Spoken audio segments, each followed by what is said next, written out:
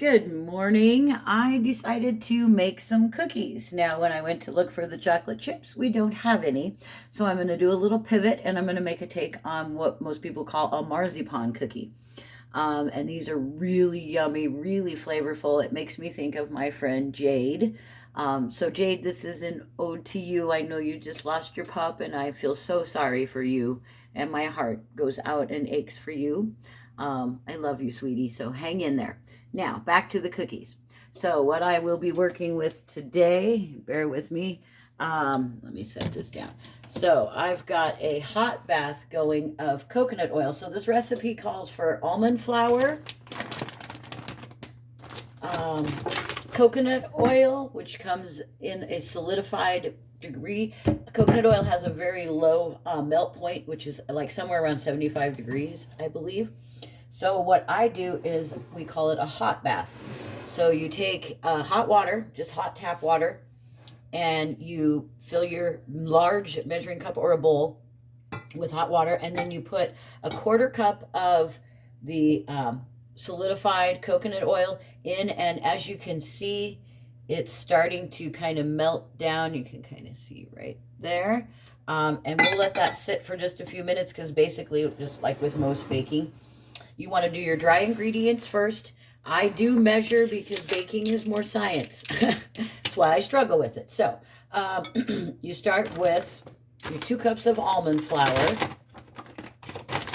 And right now I have my oven set to 350, preheating.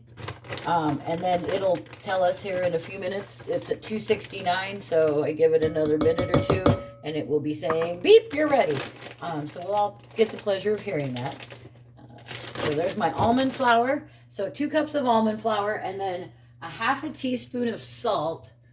And salt and then the baking soda are the agents that kind of help leaven it. So let's see here. Half a teaspoon, half a teaspoon. I feel like it's this one. So half a teaspoon of salt, and then this one calls for a quarter teaspoon of baking soda. So half a teaspoon of salt, and then a quarter of a teaspoon of baking soda. And this is a recipe that I actually made after working with a lot of different recipes and finding out that this is one of my very favorite cookie bases.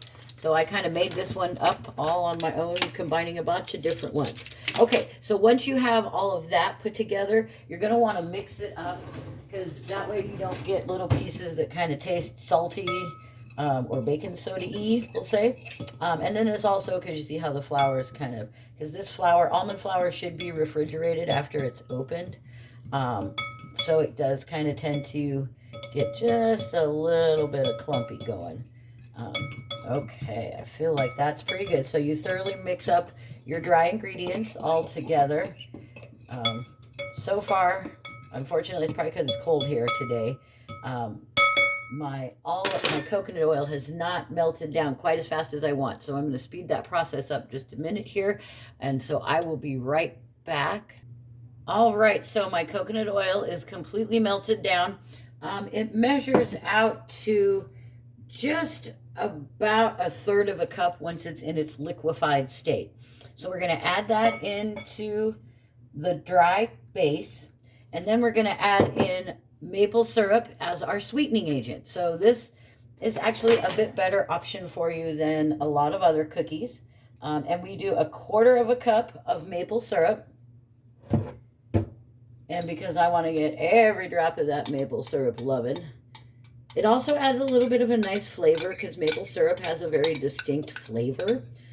You could use agave. If you were going to use agave, I would bump it up to a quarter or to a third of a cup from a quarter of a cup.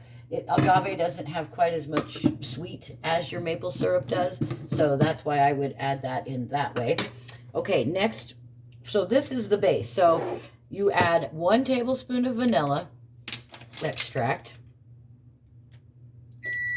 or maybe just slightly more, because that's the way I roll. And that makes the base for this cookie recipe. Then you can do different things and make different elements. So for today, I'm going to do like a marzipan.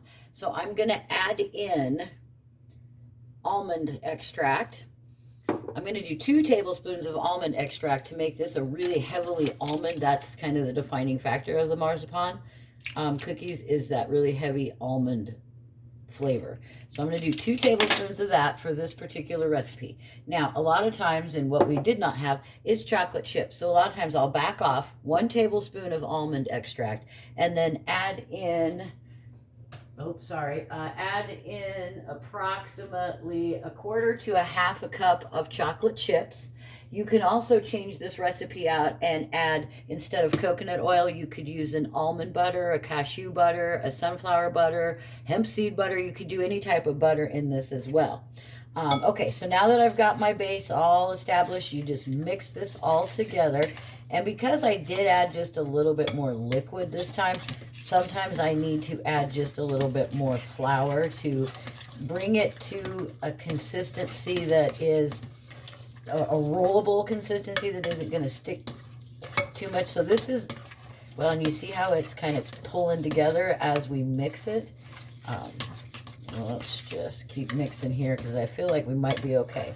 All right, I think we're going to be okay on our consistency. So it's kind of like a paste, if you can see it here. So it's a little more of a paste consistency. So now what we're going to do is we're going to take these and we're going to roll them into little balls. And then we're going to, and this can be whatever size you want. So, like, I kind of like almost bite-sized cookies just because I think it's fun and you maybe can be indulgent but not go overboard. At least in my head, I can. I'm not sure if that really works out. So what you do is you just take and make sure you have clean hands, obviously. And then you just take a tablespoon and then just kind of roll it and see how soft it actually is. Now, you want to put parchment paper down. Let me change this over this way. So you want to put your parchment paper down on your pan, and then you're going to just roll these out. So again, about a tablespoon is usually a pretty good amount. And then once you get these all rolled out, so you do 3 a row, then you will go through and you'll smush them with a fork like this. And then you just kind of smush and slide off. And if your fork is a little moist, it actually works even better. All right, I will be back with you guys in just a couple minutes.